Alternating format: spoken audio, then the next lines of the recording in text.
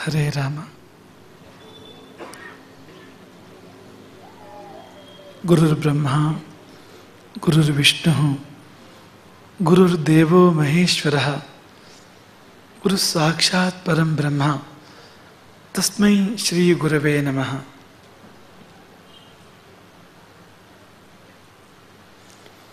ಆಪದಾಮಪಹರ್ತಾರಂ ದಾತಾರಂ ಸರ್ವಸಂಪದಾಂ ಲೋಕಾಭಿರಾಮಂ ಶ್ರೀರಾಮಂ ಭೂಯೋ ಭೂಯೋ ನಮಾಮ್ಯಹಂ.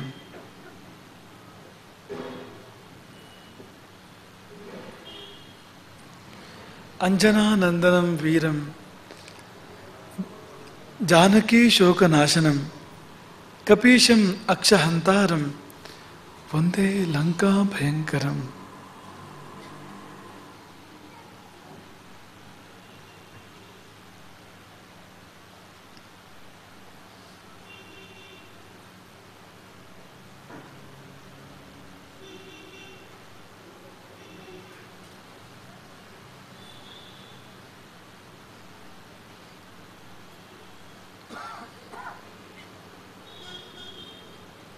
ಗುರುದೇವ ಶಂಕರರು ಮತ್ತು ನರದೇವ ಶ್ರೀರಾಮ ಈ ಉಭಯ ಸನ್ನಿಧಿಯಲ್ಲಿ, ಗುರುದೇವ ಸನ್ನಿಧಿಯಲ್ಲಿ ಅನಂತ ನಮನಗಳನ್ನು ಸಮರ್ಪಿಸಿ ಚಾತುರ್ಮಾಸ್ಯದ ಈ ದಿನದ ಸಂದೇಶಕ್ಕೆ ಉಪಕ್ರಮಿಸ್ತಾ ಇದ್ದೇವೆ.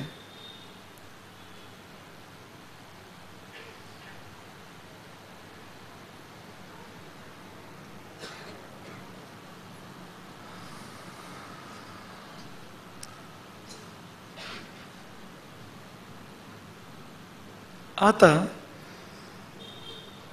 ತನ್ನ ಪುಟ್ಟ ಹಳ್ಳಿಯನ್ನು ಬಿಟ್ಟು ದೊಡ್ಡ ಊರಿಗೆ, ಮಹಾನಗರಕ್ಕೆ ವಲಸೆ ಹೋಗಿ ಅಲ್ಲಿ ದುಡಿದು ಬಹಳ ಶ್ರೀಮಂತ ಆಗ್ತಾನೆ,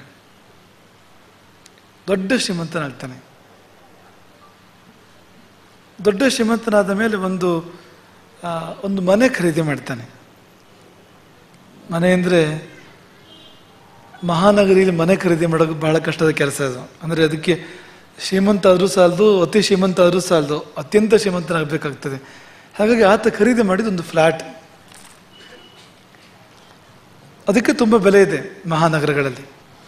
ಅದನ್ನು ಖರೀದಿ ಮಾಡ್ತಾನೆ. ಖರೀದಿ ಮಾಡಿದರೆ ಅವನಿಗೆ ಸಮಾಧಾನ ಇಲ್ಲ, ಅದನ್ನು ಊರಿನವ್ರಿಗೆ ತೋರಿಸಿ ಹೆಮ್ಮೆ ಪಡಬೇಕು ಅಂತ. ಈಗ ಮಹಾನಗರದಲ್ಲಿ ಬೇರೆಯವರು ತೋರಿಸಿದರೆ ಅವ್ರಿಗೇನೋ ದೊಡ್ಡ ಸಂಗತಿ ಅಲ್ಲ, ಅಂಥದ್ದು ಎಷ್ಟೋ ಇರ್ತದೆ.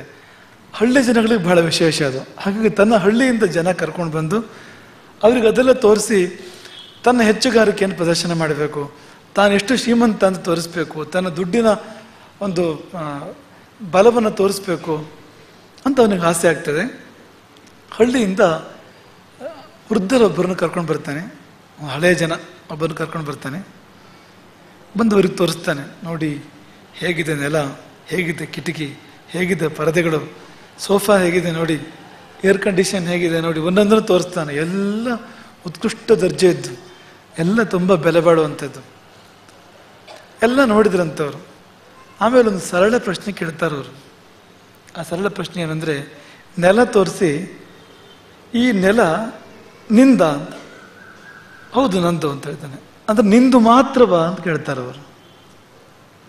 ಅದಲ್ಲ, ಕೆಳಗಿನವರಿಗೂ ಸೇರಿದೆ ಅದು ಅಂತ. ಯಾಕೆಂದರೆ ಅವನ ಫ್ಲಾಟ್ ಎಲ್ಲಿತ್ತು ಅಂದರೆ ಕೆಳಗೂ ಅಲ್ಲ ಮೇಲೂ ಅಲ್ಲ, ಮಧ್ಯ, ಯಾವುದೇ ಕೊನೆಲಿಲ್ಲ, ಮಧ್ಯದಲ್ಲಿತ್ತು. 4 ಕಡೆ ಮನೆಗಳಿದ್ದು, ಮೇಲೆ ಕೆಳಗೆ ಮನೆಗಳಿದ್ವು. ಹಾಗಾಗಿ ಅವರ ಪ್ರಶ್ನೆ ಏನಂದರೆ, ಆ ನೆಲ ಯಾರಿಗೂ ಸೇರಿದು? ನಿನಗೆ ಮಾತ್ರ ಸೇರಿದ್ದ? ನನಗೆ ಮಾತ್ರ ಅಲ್ಲ, ಕೆಳಗಿನ ಮನೆಯವರಿಗೂ ನನಗೂ ಸೇರಿ ಆ ನೆಲ ಇರುವಂಥದ್ದು. ಹೋಗ್ಲಿ ಬಿಡು, ಈ ಮಹಡಿ ಇದೆಯಲ್ಲ, ಚಾವಣಿ ಇದೆಯಲ್ಲ, ಇದು ನಿನಗೆ ಸೇರಿದ್ದ ಅಂದ್ರೆ ನಿನಗೆ ಮಾತ್ರ ಸೇರಿದ್ದ ಅಂತ, ನಿನ್ನೊಬ್ಬನಿಗೆ ಸೇರಿದ್ದ ಅಂತ. ಅಷ್ಟೆಲ್ಲ ಯೋಚನೆ ಮಾಡಿರಲಿಲ್ಲ ಅವನು. ಹೊತ್ತಿನವರಿಗೆ ಯೋಚನೆ ಮಾಡ್ತಾನೆ, ಇಲ್ಲ ಮೇಲೊಂದು ಮನೆ ಇದೆ, ಅವರಿಗೂ ಅರ್ಧ ಹಕ್ಕು ನನಗೂ ಅರ್ಧ ಹಕ್ಕು ಬರುತ್ತೆ ಅದರಲ್ಲಿ. ಹೋಗ್ಲಿ ಬಿಡು, ಬೇಡ. ಈಗ ಕಾಲು ಕೆಳಗೆ ತಲೆ ಮೇಲೆ ಎರಡು ನಿಂದು ಮಾತ್ರ ಅಲ್ಲ ಅಂತಾಯ್ತು, ಬೇರೆರಡು ಹಕ್ಕಿದೆ ಅಂತಾಯ್ತು. ಆ ಕಡೆ ಈ ಕಡೆ ಹೋಗೋಣ. ಈ ಗೋಡೆ ಇದೆಯಲ್ಲ, ನಿನ್ನ ಮನೆ ಕೊನೆ ಗೋಡೆ, ಇದು ನಿನಗೆ ಒಬ್ಬನಿಗೆ ಸೇರಿದ್ದ? ಒಬ್ಬನಿಗೆ ಅಂದ್ರೆ ಒಬ್ಬನಿಗೆಲ್ಲ, ಆಚೆ ಕಡೆ ಮನೆ ಇದೆ, ಈ ಗೋಡೆ ಮೇಲೆ ಅವರಿಗೂ ಹಕ್ಕಿದೆ ಅಂತ ಹೇಳಿದಂತ ಅವನು. ಈ ಕಡೆ ಗೋಡೆ ಅದು ಹಾಗೆ, ಹಿಂದು ಮುಂದಿನ ಗೋಡೆಗಳು ಅದು ಹಾಗೆ, ಎಲ್ಲ ಕಡೆ ಮನೆ ಇದೆ, ಹಾಗಾಗಿ ಅವರಿಗೂ ಹಕ್ಕಿದೆ ಇದರಲ್ಲಿ.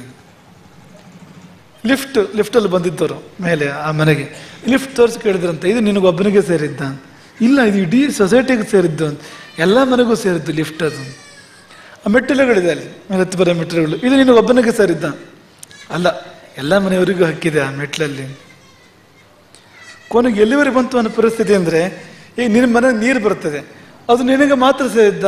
ಹಂಗೇನಲ್ಲ, ನನ್ನ ಮನೆಗೂ ಬರ್ತದೆ, ಬೇರೆ ಮನೆಗೂ ಹೋಗ್ತದೆ, ಎಲ್ಲರಿಗೂ ಕನೆಕ್ಷನ್ ಇದೆ ಅದರಲ್ಲಿ. ಅದೇ ನೀರಿನ ಪೈಪು ಅಥವಾ ಅದೇ ವಿದ್ಯುತ್ತಿನ ತಂತಿ, ಅದು ಯಾವುದು ನನಗೊಬ್ಬನಿಗೆ ಅಂತ ಇರೋದಲ್ಲ, ಎಲ್ಲರಿಗೂ ಇರುವಂಥದ್ದು. ಕೊನೆಗೆ ಅವ್ರು ಹೇಳಿದ್ರಂತೆ, ಹಂಗಾದ್ರೆ ನಿಂದು ಅಂತ ಯಾವುದಿದೆ ಇಲ್ಲಿ? ಈ 4 ಗೋಡೆಗಳು ನಿನ್ನದಲ್ಲ, ಚಾವಣಿ ನೆಲ ನಿನ್ನದಲ್ಲ, ಮೆಟ್ಟಿಲು ಲಿಫ್ಟು ನಿಂದಲ್ಲ, ಈ ವಿದ್ಯುತ್ತು ಮತ್ತು ನೀರು ಕೇವಲ ನಿನಗೆ ಸೇರಿದ್ದಲ್ಲ ಇದು. ಹಾಗಾದರೆ ಈ 4 ಗೋಡೆ ಮಧ್ಯೆ ಒಂದು ಸ್ವಲ್ಪ ಸ್ಪೇಸ್ ಇದೆಯಲ್ಲ, ಖಾಲಿ ಜಾಗ ಇದೆಯಲ್ಲ, ಇದು ಮಾತ್ರ ನಿನಗೆ ಸೇರಿದ್ದು ಬಹುಶಃ ಅಂತ. ಈ ಶೂನ್ಯ ಮಾತ್ರ ನಿನಗೆ ಸೇರಿದ್ದು. ಗಾಳಿ ಬೆಳಕು ಕೂಡ ನಿಂದು ಒಬ್ಬಂದಲ್ಲ, ಅದು ನಿಂದು ಮಾತ್ರ ಅಲ್ಲ, ಗಾಳಿ ಬೆಳಕು ಕೂಡ ಅಂತ. ಅವನ ಗರ್ವದ ಗತಿ ಏನಾಗಿರ್ಬೇಕು ಇಷ್ಟೊತ್ತಿಗೆ ನೀವು ಯೋಚನೆ ಮಾಡಿ.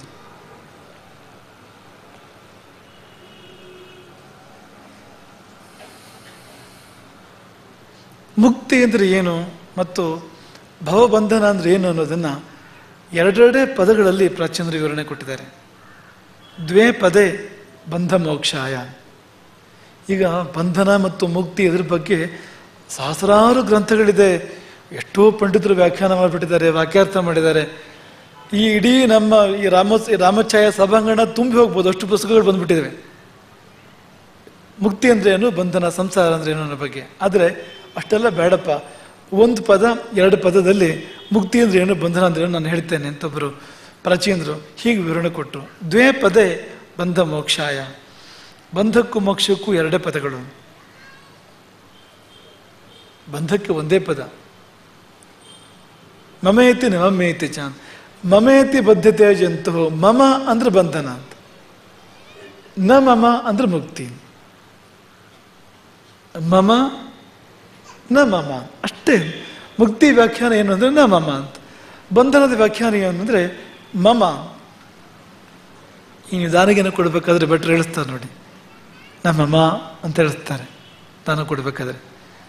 ಅದು ಡಬಲ್ ಕನ್ಫರ್ಮೇಷನ್ ಮಾಡ್ಕೊಳ್ಳೋದವರು. ಅದು ನಮ್ಮಮ್ಮ ಅಂದ್ರೆ ನಂದಲ್ಲ, ನಿಮಗೆ ಕೊಟ್ಟೆ ದಾನ ಮಾಡಿದನ, ಇನ್ನು ನಂದಲ್ಲ, ಅದು ಬರಬೇಕಲ್ಲ. ಈಗ ಗೋದಾನ ಮಾಡೋದು, ಸಂಜೆ ವಾಪಸ್ ಇವ್ರ ಮನೆಗೆ ಬರೋದು, ಅಲ್ಲಿಂದ ಏನು ಪ್ರಯೋಜನ ಹೇಳಿ? ನಂದೆ ಅಂತ ಕೊಟ್ಟ ಮೇಲೂ ನಂದೆ ಅಂತಾರೆ ಪ್ರಯೋಜನ. ಎಷ್ಟೋ ಜನ ದಾನ ಮಾಡೋರು ಅಂತ ಭಾವ ತಾಳಿರ್ತಾರೆ. ದಾನ ಕೊಡ್ತಾರೆ ಸಂಸ್ಥೆಗಳಿಗೆ ಅಥವಾ ದಾನ ಕೊಡ್ತಾರೆ, ಕೊಟ್ಟ ಮೇಲೆ ಹಕ್ಕು ಕೇಳ್ತಾರೆ, ಕೊಟ್ಟ ಮೇಲೆ ಏನೇನೋ ಕೇಳ್ತಾರೆ, ಹಕ್ಕು ಅಂತ ಅಲ್ಲ. ಅವ್ರು ಕೊಟ್ಟೇ ಇಲ್ಲ ನಿಜವಾಗಿ. ದಾನ ಶಬ್ದಕ್ಕೆ ವಿವರಣೆ ಆಗಿದೆ, ಸ್ವಸ್ವತ್ವ ನಿವೃತ್ತಿಪೂರ್ವಕ ಪರಸ್ವತ್ವೋತ್ಪಾದನಂ ಅಂತ. ಅಂದರೆ ತನ್ನ ಸ್ವತ್ವ ಹೋಗ್ಬೇಕದ್ರಲ್ಲಿ ಅಂತ, ಮಮತೆ ನಂದು ಅನುಭವ ಹೋಗ್ಬಿಡ್ಬೇಕದ್ರಲ್ಲಿ, ಇನ್ನೊಬ್ಬನಿಗೆ ಅದು ಬರಬೇಕಲ್ಲಿ ಅಂತ ಒಂದು ಪ್ರಕ್ರಿಯೆಗೆ ದಾನ ಅಂತ ಹೆಸರು. ಈಗ ಒಂದು ಗೋವು ನಮ್ಮದಾಗಿದ್ರೆ ಆ ನಮ್ಮದೊಂದು ಭಾವವನ್ನು ತೊರಿಬೇಕು ನಾವು, ಇನ್ನೊಬ್ಬರದಾಗಬೇಕದು ಅಂತ. ಇಷ್ಟಾದ ಮೇಲೆ ಮಾತ್ರವೇ ಗೋದಾನ ಅನ್ನೋದು ಪೂರ್ತಿ ಆಗಕ್ಕೆ ಸಾಧ್ಯ ಅಂತ. ಹಾಗಾಗಿ ಭಟ್ರು ದಾನ ಮಾಡಿಸ್ಬೇಕಾದ್ರೆ ನಮ್ಮಮ್ಮ ಅಂತ ಹೇಳಿಸ್ತಾರೆ, ನಂದಲ್ಲ ಅಂತ ಬಾಯ್ಬಿಟ್ಟು ಅದನ್ನ ಹೇಳಿಸ್ತಾರೆ ಅದನ್ನ ಅಂತ. ಆ ನಮ್ಮಮ್ಮ ಅನ್ನೋದಕ್ಕೆ ತುಂಬಾ ತುಂಬಾ ವಿಶೇಷ ಇದೆ. ಹಾಗೆ ಬರೋದು ಬಹಳ ಕಷ್ಟ ಇದೆ. ನಂದಲ್ಲ ಅಂತ ಬರ್ಬೇಕಲ್ಲ, ಕಷ್ಟ ಇದೆ ಅಂತ. ಹಾಗೆ ಬಂದ್ಬಿಟ್ರೆ ಅದೇ ಮುಕ್ತಿ ಅಂತ. ಮಮ ಅಂದ್ರೆ ಬಂಧನ. ಮುನ್ನ ಶತಕೋಟಿ ರಾಯರಾಳಿದ ನೆಲವ ತನ್ನದೆಂದೆನುತ ಶಾಸನವ ಬರೆಸಿ, ಬಿನ್ನಣದ ಮನೆ ಕಟ್ಟಿ ಕೋಟೆ ಕೊತ್ತಲವಿಕ್ಕಿ, ಚೆನ್ನಿಗನ ಹಸುವಳಿಯೇ ಹೊರಗೆ ಹಾಕುವರಯ್ಯ.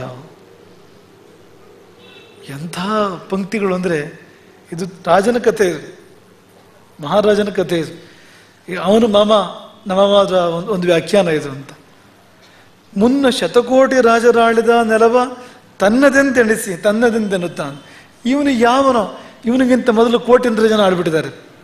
ಈ ನನ್ನ ರಾಜ್ಯ ನನ್ನ ಭೂಮಿ ಅಂತ ನಾವಿವತ್ತು ದೊಡ್ಡ ದೊಡ್ಡ ರಾಜ್ಯದ ಕಥೆ ಇರಲಿ, ನಾವೆಲ್ಲ ತುಂಡರದ್ರು ತಾನೆ, ನಮಗೆಲ್ಲ ಸ್ವಲ್ಪ ಭೂಮಿ ಇದೆಯಲ್ಲ, ನಂದು ಅಂತ ನಾವು ಹೇಳ್ತೇವೆ. ನಮಗಿಂತ ಮುಂಚೆ ಎಷ್ಟು ಜನರದ್ದಾಗಿತ್ತು ಅದು, ಇನ್ನು ಮುಂದೆ ಎಷ್ಟು ಜನರದ್ದಾಗ್ತದೆ ಮುಂದೆ ಅಂತ.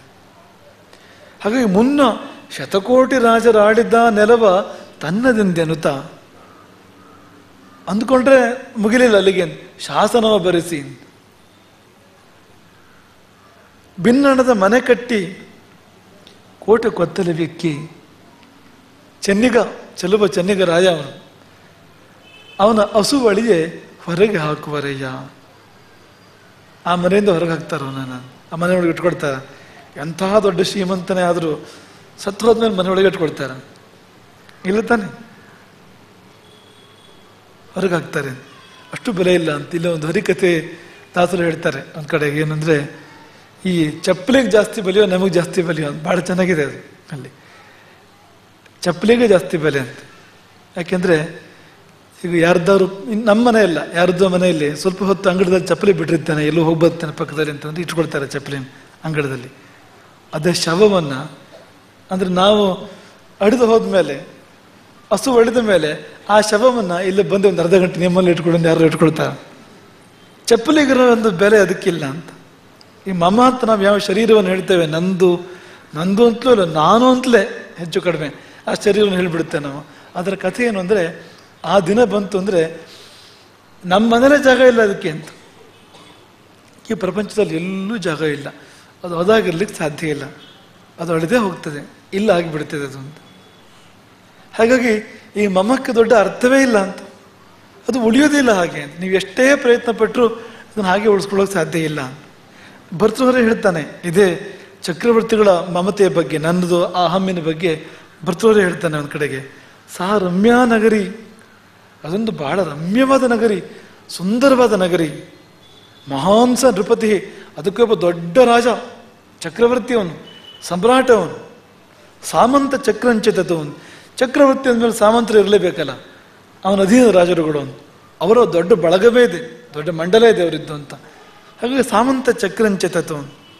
ಪಾರ್ಶ್ವೇ ತಸ್ಯಚ ಸಾ ವಿದಗ್ಧ ಪರಿಷತ್ತು, ಅವನ ಆಸ್ಥಾನದಲ್ಲಿ ಪಂಡಿತ ಮಂಡಲಿ ಇದೆ, ನವರತ್ನಗಳಿದ್ದಾರೆ ಅವನ ಆಸ್ಥಾನದಲ್ಲಿ. ಒಂದೊಂದು ವಿಷಯದ ಮಹಾಪುರಾಣಿತರು ಅವನ ಆಸ್ಥಾನದಲ್ಲಿ ಒಂದೊಂದು ರತ್ನವಾಗಿದ್ದಾರೆ ಅವರು. ತಾಹ ಚಂದ್ರ ಬಿಂಬಾನನಾಹ, ಆಚೆ ಈಚೆ ಗಾಳಿ ಬೀಸಲಿಕ್ಕೆ ರಮಣೀಯವಾಗಿರ್ತಕ್ಕಂಥ ಮನೋಹರವಾಗಿರ್ತಕ್ಕಂಥ ಸ್ತ್ರೀಯರು.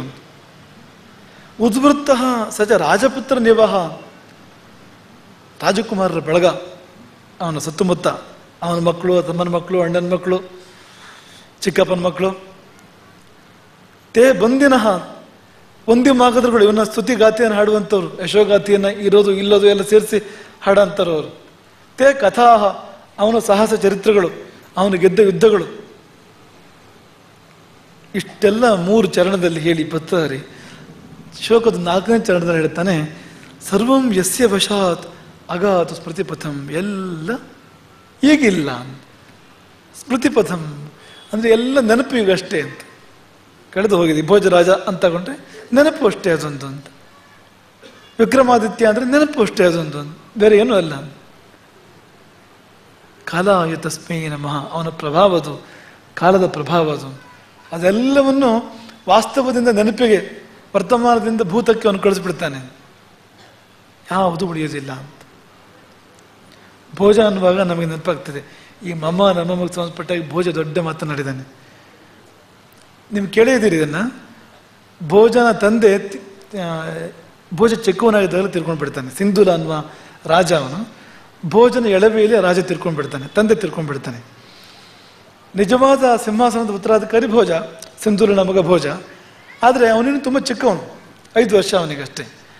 ಹಾಗಾಗಿ ಅವನು ಪ್ರಾಯಕ್ಕೆ ಬರುವವರೆಗೆ ಉಸ್ತುವಾರಿ ಸರ್ಕಾರ ಯಾರಿದ್ದು ಅಂದರೆ ಮುಂಜ ಅಂತ, ಅವನ ಚಿಕ್ಕಪ್ಪನದ್ದು, ಭೋಜನ ಚಿಕ್ಕಪ್ಪ, ಸಿಂಧೂಲನ ತಮ್ಮ ಮುಂಜ ತಾತ್ಕಾಲಿಕವಾಗಿ ಅಲ್ಲಿವರೆಗೆ ಒಂದು ನ್ಯಾಸದ ರೂಪದಲ್ಲಿ ರಾಜ್ಯವನ್ನು ರಕ್ಷಣೆ ಮಾಡ್ತಕ್ಕಂಥ ಪಣೆಯನ್ನು ಹೊತ್ತಿರ್ತಾನೆ. ಒಂದು ದಿನ ಆಸ್ಥಾನಕ್ಕೆ ಜ್ಯೋತಿಷಿಗಳು ಬರ್ತಾರೆ. ಅವರು ಮುಂಜಾನೆ ಜಾತಕ ನೋಡಿ ಹೇಳ್ತಾರೆ, ಭೋಜನ ಜಾತಕ ನೋಡಿ ಹೇಳ್ತಾರೆ, ಇವನು ದೊಡ್ಡ ಚಕ್ರವರ್ತಿ ಆಗ್ತಾನೆ. 50 ಪಂಚವರ್ಷಾಣಿ ಪಂಚಮಾಸ ದಿನತ್ರಯಂ, 55 ವರ್ಷಗಳು 5 ತಿಂಗಳು 3 ದಿನ ಇವನು ಚಕ್ರವರ್ತಿ ಆಗಿರ್ತಾನೆ. ಭೋಜ ವೈಭವದ ರಾಜ್ಯವನ್ನು ಆಡ್ತಾನೆ. ಮುಂದಿನ ಹೊಟ್ಟೆ ತುಂಬ ಕಿಚ್ಚು ಅಂತ. ನಿಜವಾಗಿ ಅವನಿಗೆ ಮಗನೇ ಆಗಬೇಕು, ಅಣ್ಣನ ಮಗನೇ. ಆದರೆ ಅವನ ಏಳಿಗೆ ಇವನಿಗೆ ಸಹಿಸಕ್ಕೆ ಸಾಧ್ಯ ಇಲ್ಲ. ಅವನು ಮುಂದೆ ರಾಜನಾಗ್ತಾನೆ, ನನಗೆ ಒಪ್ಕೊಳ್ಳೋಕೆ ಸಾಧ್ಯ ಇಲ್ಲ. ನಾನೇ ಯಾವತ್ತೂ ರಾಜ, ಅವನು ಮತ್ತೆ ರಾಜನಾಗಬಾರ್ದು.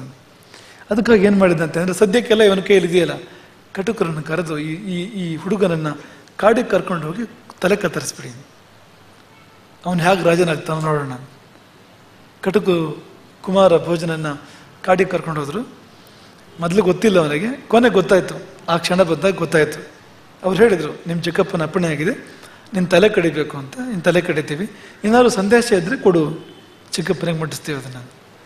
ಆಗ ಭೋಜರಾಜ 5 ವರ್ಷದಲ್ಲಿ ಒಂದು ಶ್ಲೋಕ ರಚನೆ ಮಾಡ್ತಾನವನು. ಅದ್ಭುತವಾಗಿದೆ ಅದು. ಅಲ್ಲಿ ಅದರಲ್ಲಿ ಯುಗಗಳ ಚರಿತ್ರೆ ಇದೆ ಅಲ್ಲಿ ಅಂತ. ಕೃತಯುಗದ ಕಥೆ ಹೇಳ್ತಾನವನು. ಕೃತಯುಗದಲ್ಲಿ ಮಾಂಧಾತ ಅಂತ ಒಬ್ಬ ಚಕ್ರವರ್ತಿ, ರಾಮನ ಪೂರ್ವಜವನು, ಬಹಳ ದೊಡ್ಡ ಚಕ್ರವರ್ತಿ ಅವನು. ಇಡೀ ಕೃತಯುಗಕ್ಕೆ ಅವನು ಅಲಂಕಾರ ಅಂತ.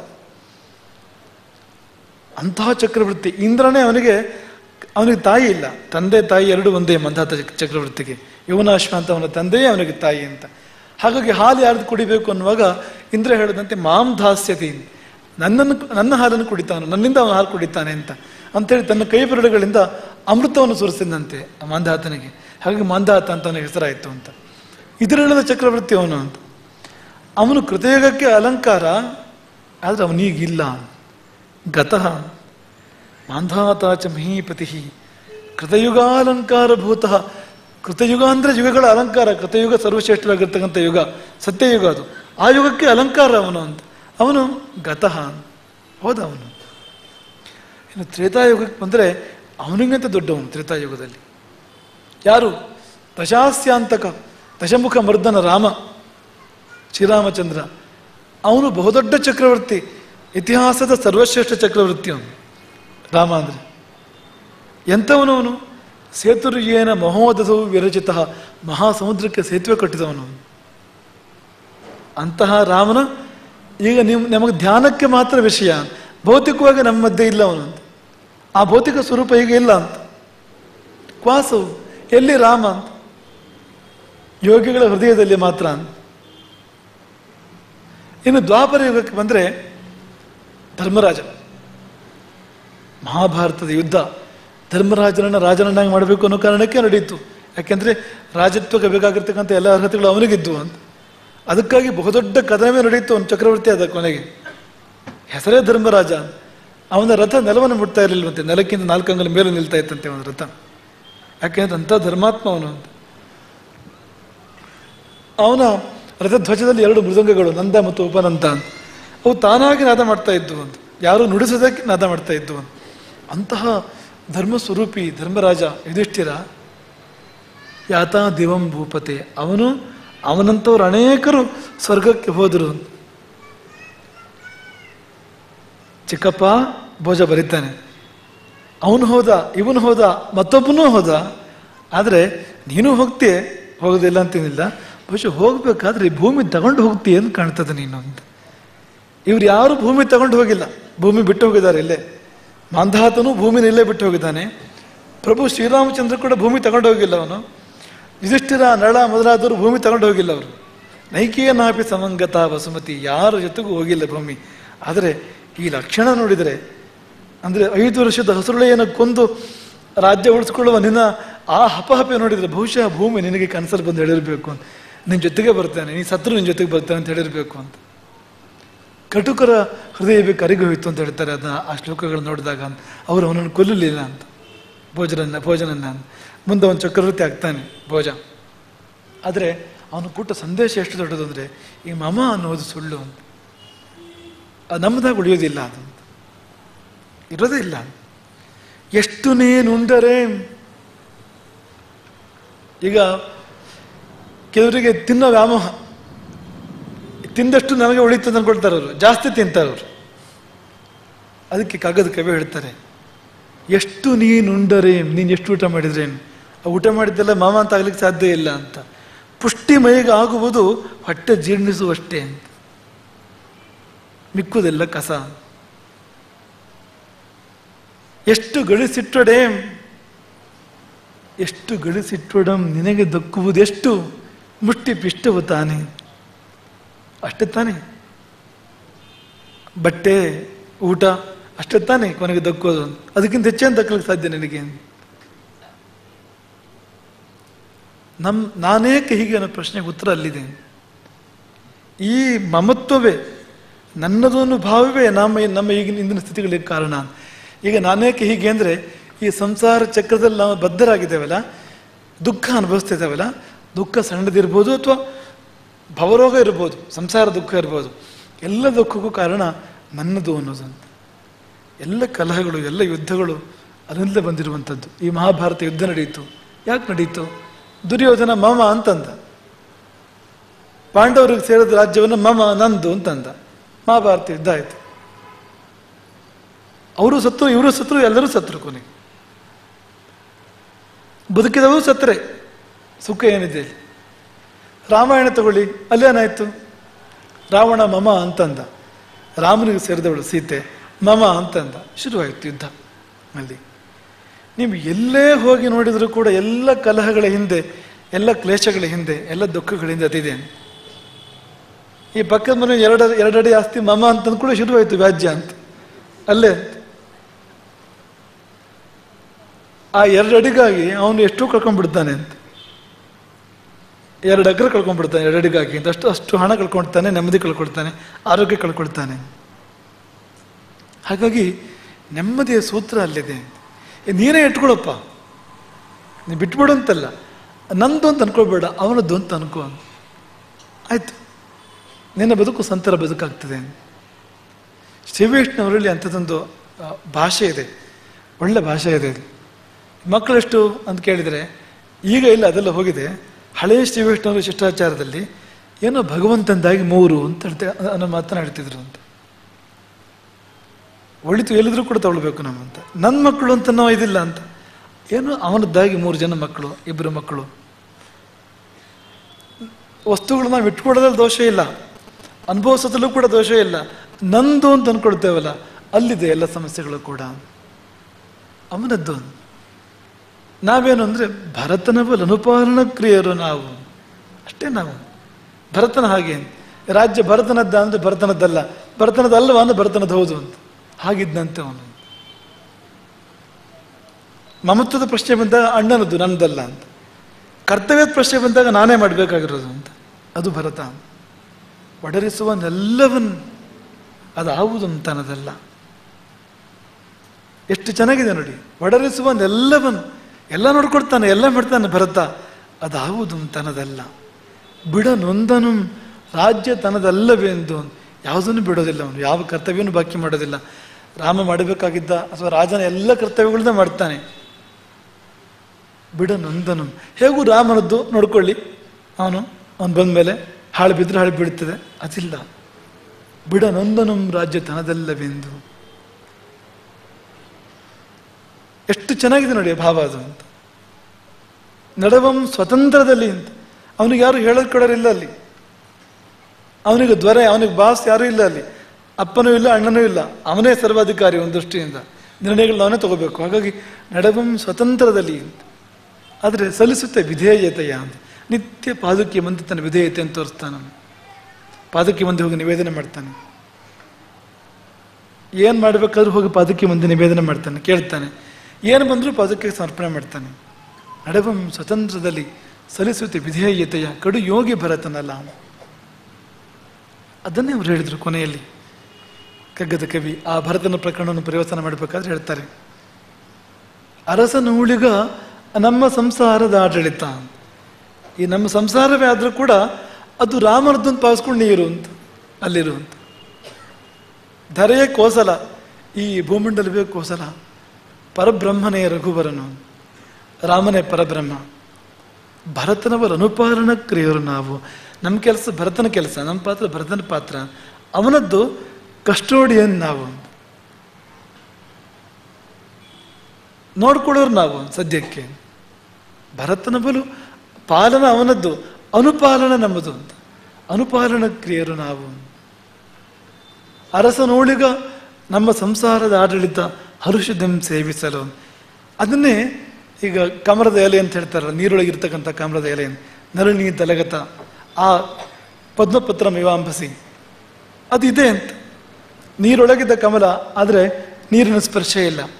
ನಾವು ಹಾಗೆ ಸಂಸಾರದಲ್ಲಿ ಇರಬೇಕು ಅಂತ ಇಷ್ಟೇ ಇರೋದು ಅಂತ. ಅವನದ್ದು ಎಲ್ಲ ಅವನದ್ದು. ಅನುಭವದಲ್ಲಿ ನಾವು ನಿರ್ವಹಿಸುವಂಥದ್ದು ನಮ್ಮ ಕರ್ತವ್ಯವನ್ನು. ಅದನ್ನು ಮಾಡಿದಾಗ ನಮಗೆ ಅತಿಯಾಸೆ ಕೂಡ ಬರೋದಿಲ್ಲ. ಇಲ್ಲದಿದ್ರೆ ಅತಿಯಾಸೆ ಬರ್ತದೆ. ಈ ಮಮತ್ವ ಶುರುವಾಗಿದ್ರೆ ಹೆಚ್ಚು ಹೆಚ್ಚು ನಂದು ಮಾಡ್ಕೊಳ್ಳೋದು ನಾವು ಪ್ರಯತ್ನ ಮಾಡ್ತೇವೆ, ಆಗ ಅನ್ಯಾಯ ಮಾಡ್ತೇವೆ. ಅದೇ ಇದೆಲ್ಲ ಭಗವಂತನಿಗೆ ಸೇರಿದ್ದು, ನಾವು ಅದನ್ನು ನೋಡ್ಕೊಳ್ಳೋರು ಅನ್ನೋ ಭಾವ ಇದ್ದರೆ ಅನಗತ್ಯವಾಗಿ ಇನ್ನೊಬ್ಬರ ಸುತ್ತಿ ನಾವು ಕೈ ಹಾಕೋದಿಲ್ಲ. ಆಗ ಅದು ಧರ್ಮವಾದ ಮಾತ್ರ ನಾವು ಮುಂದಾಗ್ತೇವೆ, ಇಲ್ಲಿದ್ರೆ ಮುಂದಾಗೋದಿಲ್ಲ. ನಮ್ಮದಲ್ಲದ ಸುತ್ತಿ ಕೈ ಹಾಕಿದರೆ ಆಗೋದು ಪೂರ್ತಿ ಅನರ್ಥವೇ. ಅದನ್ನು ಕಗದ ಕವಿ ಹೇಳಿದರು, ನಿತ್ಯ ಊಟ ಮಾಡ್ಬೇಕಾದ್ರೆ ನೀನು ಕೇಳ್ಕೋಬೇಕು.